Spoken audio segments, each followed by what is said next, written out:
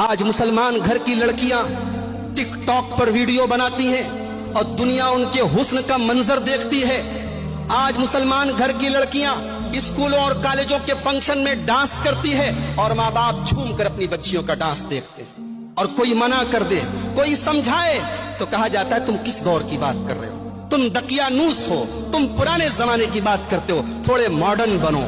میرے بھائیوں, جس گھر سے حیا چلی جائے, جس خاندان سے حیا چلی جائے, وہاں سے ایمان بھی چلا جاتا ہے. اللہ کے پیارے نبی نے فرمایا ان الحیاء والایمان قرنا جمیعا, حیا اور ایمان دونوں ساتھ ساتھ رہتے ہیں. فاذا رفع احدهما رفع الاخر, جہاں سے حیا نکلی وہاں سے ایمان بھی نکل گیا. آج ہمارے گھروں میں شادی بیاہ کے موقع پر کیا حالات ہوتے ہیں. آج ہمارے گھروں کی لڑکیاں, ہماری مائیں, ہماری بہنیں کیسا لباس پہن رہی ہیں. آپ بمبئی جیسے شہر میں رہتے ہیں, بتانے کی ضرورت نہیں ہے. آج ہماری عورتوں کے کپڑے ایسے ہو گئے کہ ان کے کپڑوں کو دیکھ کر حیا کو بھی حیا آ رہی.